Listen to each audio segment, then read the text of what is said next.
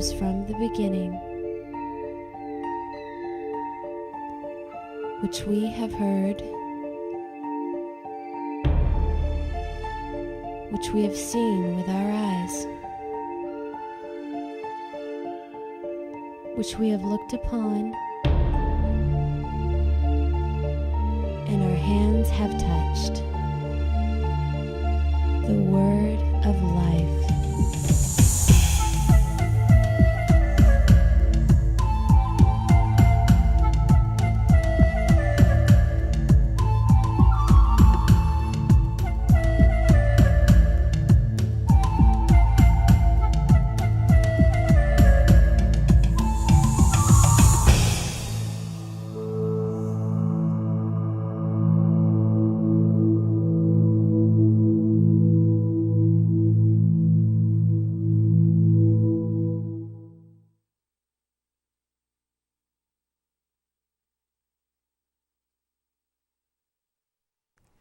Welcome to the Amazing Collection. Today we're looking at the book of Judges, the book of the cycle of sin. You might want to go ahead and open your Bibles to the book of Judges. It's the 7th book in the Bible. We're into the historical section now, and today we'll be looking at the Israelites after they've occupied the land. And I wonder how many of you, like me, have ever done anything wrong.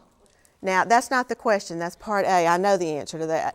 The rest of the question is, and you realized it because of the results, the consequences, and you're really sorry for it, and you said, I'll never do it again, but you did. Have you ever done that? Okay, all the time. That is so very true. We do that, don't we? And that is exactly where we find the Israelites today. One time, my husband and I, early in our marriage, had a little bit of debt. I'm sure nobody's ever been there. And we decided that if we ever got any extra money, we were going to pay that off. And so we did at one point. I think we probably got an income tax refund or something. I'm not sure exactly what. But we went from department store to department store paying off that sum of money.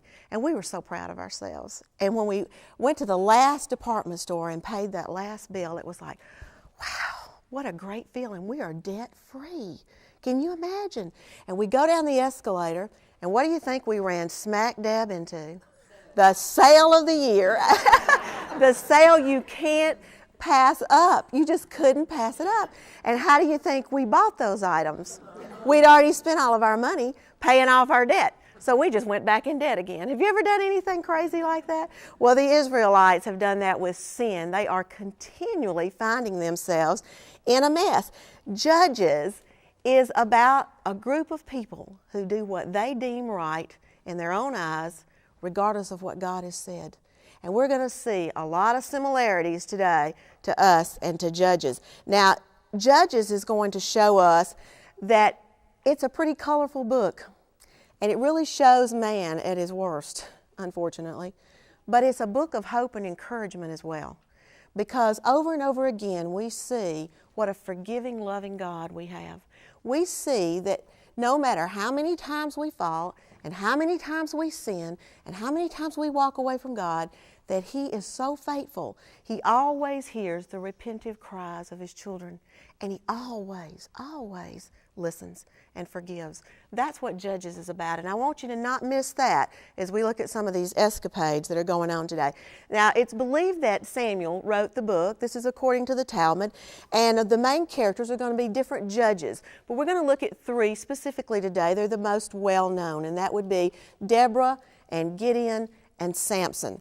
Now, it's the book of the cycle of sin. We're going to be talking about that, and the time frame is when the land has been occupied, where the people have come over and have gone into the promised land with Joshua, you remember, and it's between that time and the monarchy, or King Saul, the first king.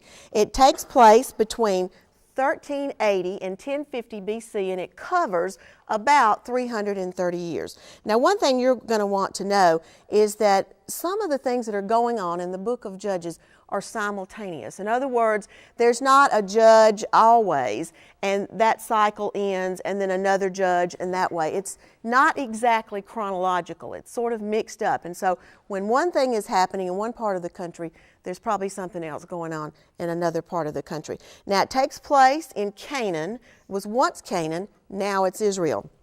And it shows the results of living a life apart from God. That's what we see. The results of that, the consequences of sin, when we step out on our own and we do what's right in our own eyes, as the Israelites did. Now, we're going to be looking at chapter 1 through 2, first of all, and we're going to see the causes for their failure. And there were causes. There are things that caused this cycle of sin to start. Now, if you'll look in Judges, and you'll see in chapter 1, and we'll begin there and then on over into chapter 2, at first everything was really, really great. I mean, these people were doing what they should do. Now, we learned that Joshua died. He was a wonderful leader, you remember, Moses' successor, and he died, but the people continued to follow God because his influence spilled over to these elders. And they walked with God because of that. And so they inquired of God. And they had victory after victory after victory, just like when Joshua was alive. But then we find that they stopped inquiring of God. And so we're going to see what was going on here. First of all, the land was almost totally occupied. The heathen had been destroyed, except there were some strongholds. And God had said, rid the land of all of these, but they didn't do that. Instead of getting rid of these people, they decided, well, we'll just get along with them, or we'll make them slaves. Whatever they decided to do, the people weren't gone, and the influence was there, and they were still in the land. And that was disobedience for what God had said. And so we find that when they inquired of God, they had victory. But as the influence of these people came in, the victories were fewer and fewer. And we find the people turning away from God. The bottom line is they're doing it again. They're doing it again. They're blending and they're mixing. And they're looking just like everyone else. Now, the new generation did not know God. And they did not know the work that he had done. They weren't told this and they didn't remember. So Israel began to do evil in God's sight and to worship idols. Idol worship came in as a result of these people in the land. And so they rebelled against God. Look with me, if you will, in chapter 2, verse 7. The people served the Lord all the days of Joshua and all the days of the elders who survived Joshua, who had seen all the great work of the Lord which he had done in Israel. Then Joshua died at the age of 110. All that generation also were gathered to their fathers, and there arose another generation after them who did not know the Lord, nor yet the work which he had done for Israel.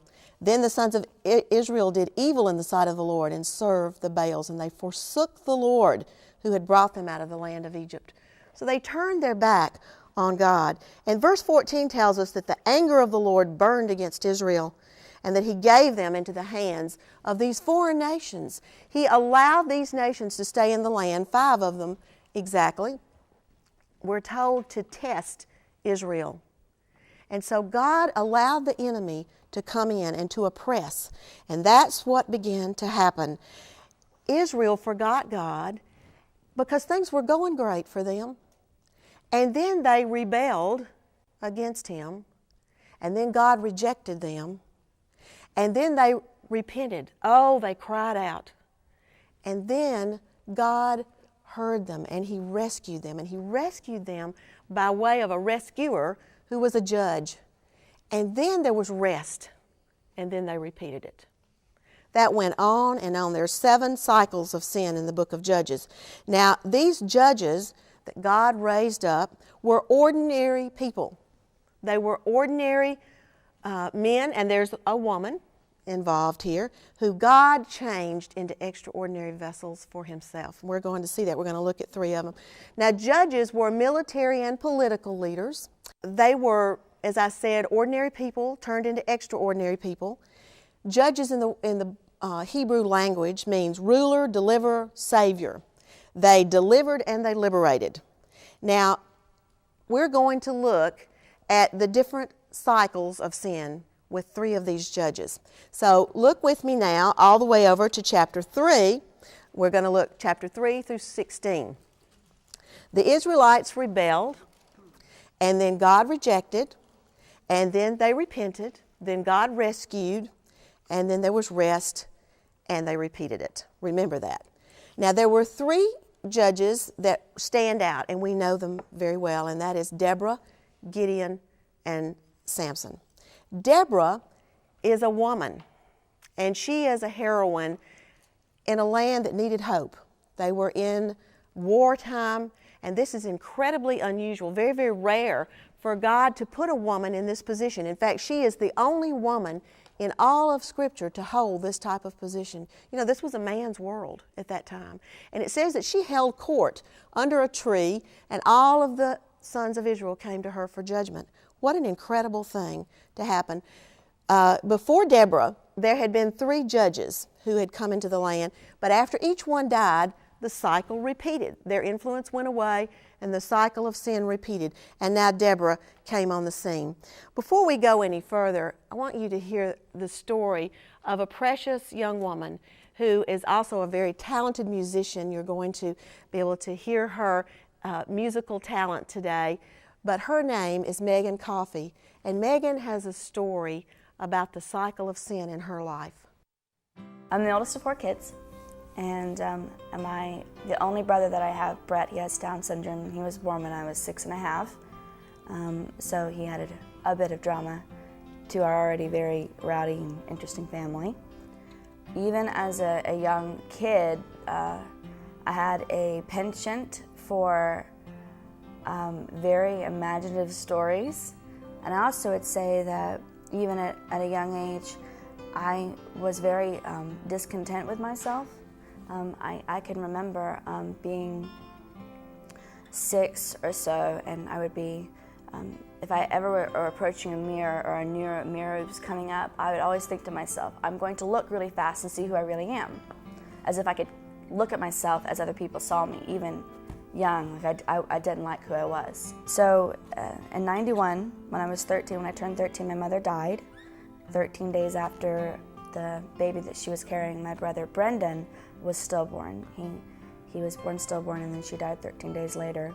And I was 13, and my sister Erin was 11, and my brother Brett was 6, and Caitlin, my little sister, was 4. And pretty much our life was turned upside down from then on. So after she died, it was buck up and let's get stuff done. And at the same time, we were in public school. We got thrown back in public school, which was a shock.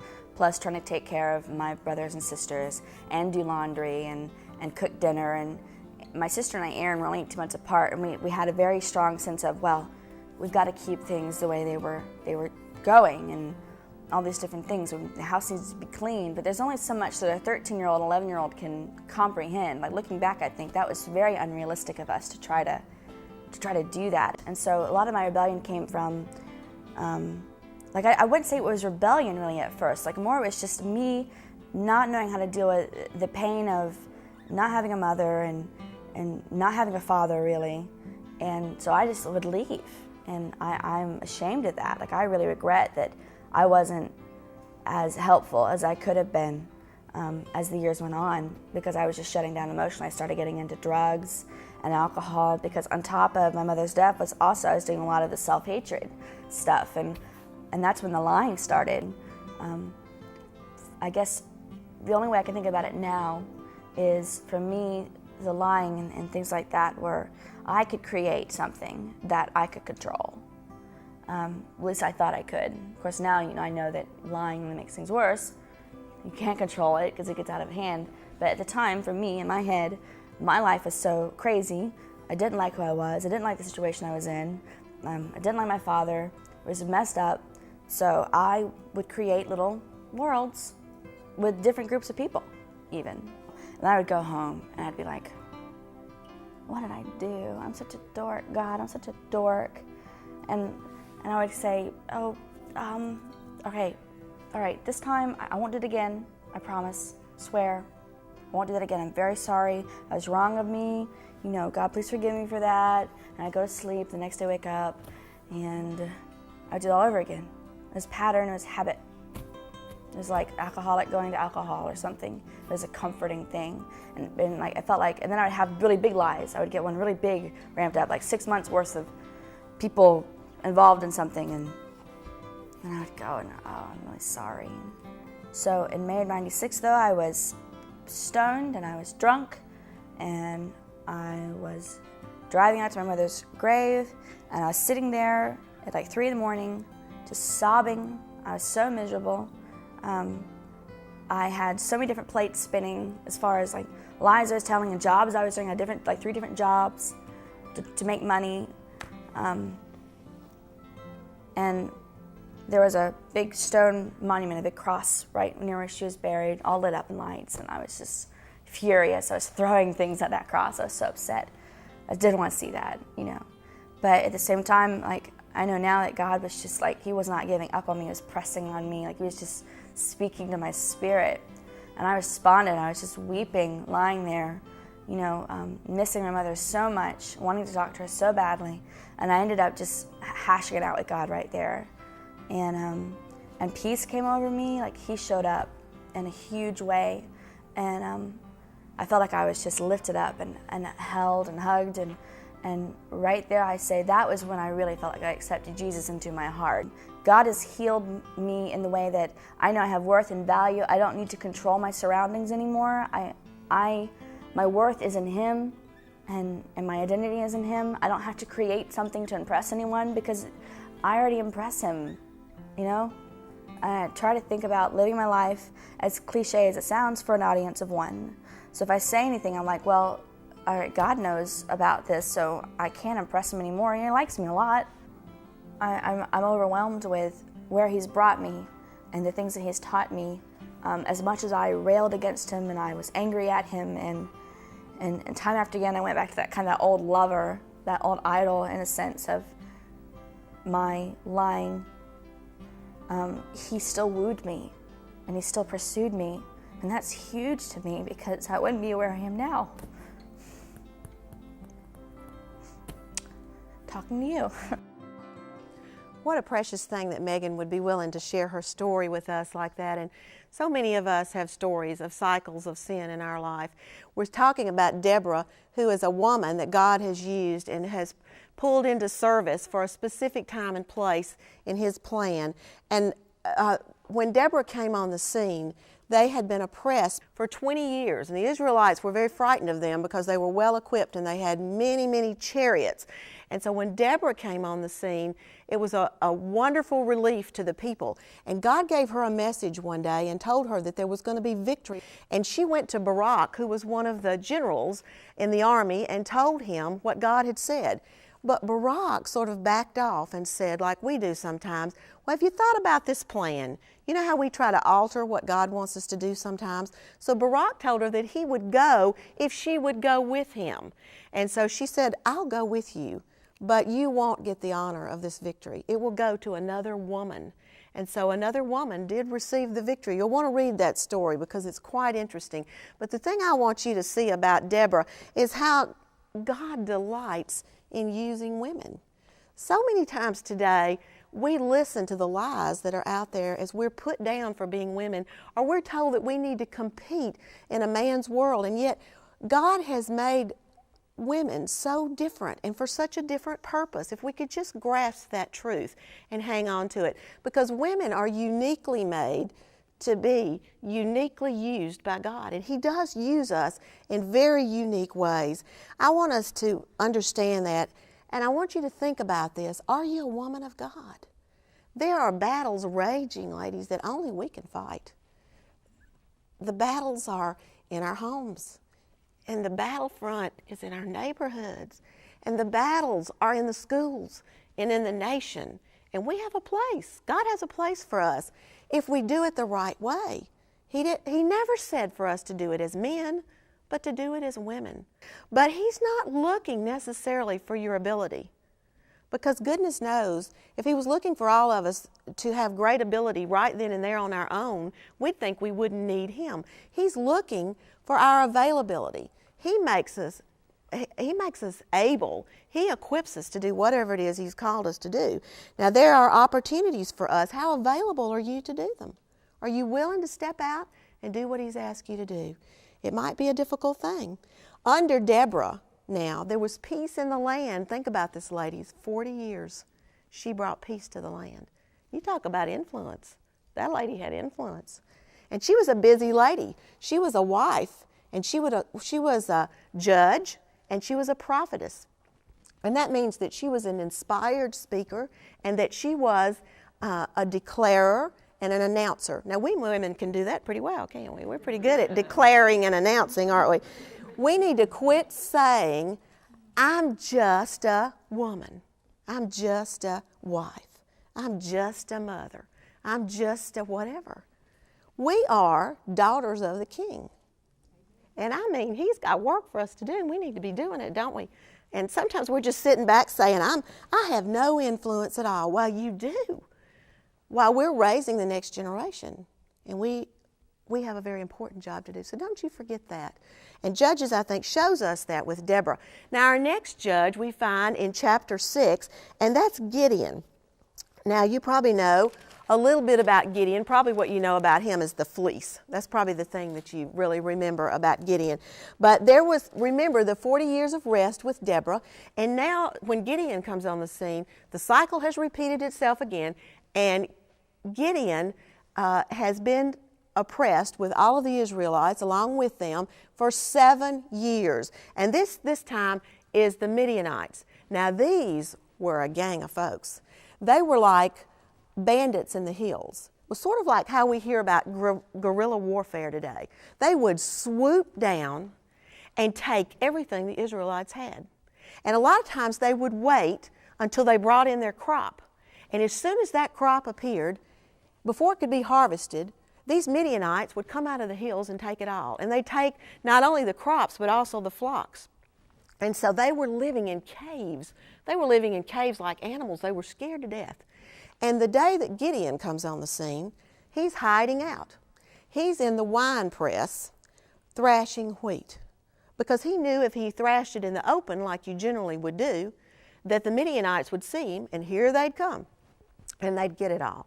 So he's hiding there doing that, trying to scrape a little food together, when the angel of the Lord appears. When you see that term, the angel of the Lord, not an angel of the Lord, but the angel of the Lord, that is the pre-incarnate Jesus Christ. So Jesus appeared to him and called him a valiant warrior. Look with me, if you will, in chapter 6, verse 12. The angel of the Lord appeared to him and said, "The Lord is with you, O valiant warrior." Now, I don't know about you, but the times when God calls me to do things, I feel the least like a valiant warrior that I could possibly feel. There are many times when I am so frightened and I think, me? Are you talking to me? Surely not. Surely you don't think I can do this. I remember when I was called to be the teaching leader of a very large international Bible study, and I felt so unworthy and so unqualified, and I was so shocked when I was asked to be this. Probably not as shocked as the leadership was when they heard that I was going to be the one, because they were really shocked. But I have never been so scared, and I had a problem like a lot of women have. I would get real emotional, and I still can whip myself up into a really good cry with very little trouble. But I was concerned about that, and God took that away miraculously. Now, that doesn't mean that I still can't come up with a real good cry every now and then, but I don't cry all the time like I did then. And I'm very grateful for that, because I had prayed and asked him for years to remove that, and he did. And I'm so thankful. You know, he knows who we are, but he also knows what we can become. And that's with his power. So he's not really looking for our ability. He's looking for our availability in order that he might fill us and use us powerfully. Now, Gideon brought out his list of excuses. He said, well, I'm the least in my tribe, and I'm the youngest. And he just went on and on like he was telling God something he didn't know. And he was saying, if you find this out, it'll probably disqualify me. Don't we do that? How many lists do you drag out to show God when he asks you to do something? You say, well, I'm too young. I don't say that. I'm too old. Or I'm too busy. Do we ever say that? I'm too inadequate. I'm too unspiritual. I'm too unqualified. Whatever it is, we say we don't have time and we can't do it. So, we need to understand that when God calls us, he knows what we're doing, and we're not surprised. He knows what he's doing, and we're not surprising him in any way with our little list that we have. So we need to remember that. Gideon had doubts. Of course he did. He had doubts, don't we? We bring them to God, and God did answer his doubts. Remember, that's the story of the fleece when he said, if you'd make it wet one time and dry another time. That's another wonderful story, and God did that for him. But when we bring out our list, we're saying that God is not able to do what he's asked us to do, and he's fully able to do that. What you want is a teachable spirit and a willingness to do it. And that's what happened here. And Gideon was used in a mighty way. God took him on a miraculous journey. He had him gather an army of 36,000 men, and he whittled them down to 300. And you remember how they surrounded the enemy with torches and shouts and trumpets, and they routed that enemy, and they had the victory. I wish I could say that Gideon ended really well, but he didn't. He got a little prideful, and he decided that he was doing pretty good. That happens to us sometimes. When we have victory in our life, we think we're doing great, and we give ourselves the credit for it. And we don't need God anymore. So Gideon sort of went out on his own. Even so, though, God let the land be restful and peaceful for another 40 years, which was a wonderful thing to see. Sometimes we move away from God, don't we, when we've had a victory in our life. It's a warning for us to stay close to him and to continue to serve him all the days of our life, not just when we have these great victories and then move out on our own. I heard a story about a person who was in a car, a couple that was in a car, and she said to her husband, he's driving along, and she says to him, honey, we just aren't as close as we used to be. We used to sit really close in the car. I just sat so close to you, and we were just all scrunched up together and so romantic, and we don't do that anymore. And as only a man could say this, he drives and says, well, I haven't moved. So that's a good lesson for us. God is not the one who moves. It's us. We're the ones who move. And then we see in chapter 13 through 16, we move over to Samson. Now, you probably remember Samson as the strong guy. One thing that Israel never seemed to learn from history is that you don't learn from history. And so Israel didn't learn, and neither do we. There was rebellion, and there was oppression, and all the repeat again. And then God sent a judge. Now, Israel cried out for a deliverer after this 40 years of oppression by the Philistines this time. We find that in chapter 13, verse 1. So after Gideon, there were 6 judges before Samson came on the scene, and Samson's probably the most memorable. But Samson was a whole lot like John the Baptist in that he was dedicated from birth. He was the son of parents who were barren and wanted a child so bad.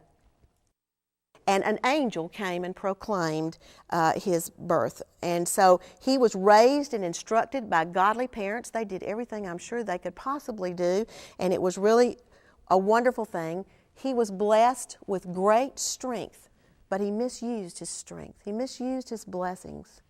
He was physically very strong, but spiritually very weak. He had a weakness toward women. He was forever getting himself in trouble with women. They would betray him, and he would do it all over again. And so we find Samson lost his strength, and he was unable to perform what God had asked him to do because he made wrong choices. They were his choices, not God's choices. He used his God-given strength for ungodly things. He went outside the boundary of what God said he could do, and he got himself in trouble. And then he met a woman called Delilah, and she was his undoing. And Delilah found out the secret to his strength, and she used it against him, and he was captured. His eyes were gouged out. He was made sport of by the enemy. But it has a wonderful ending to that story, because even though this happened, God used him in a mighty way. God used Samson at the very end, because Samson cried out to God and said, "Give me my one last desire, Lord. Let me bring these people down." And so, unbeknownst to them, his strength was coming back, and he was able to pull down the building that they were inside of, and all of them died. What this says that's so marvelous, I believe, is that God is always willing to forgive, and that it's never too late. As long as we have life, it's never too late. And we can cry out. You may be thinking today, "Oh, God will never forgive me for the things that I've done. I've just done so much, you don't have a clue." But the truth is, He will. He always is listening for our cry. And so when we cry out to Him, He is a forgiving God.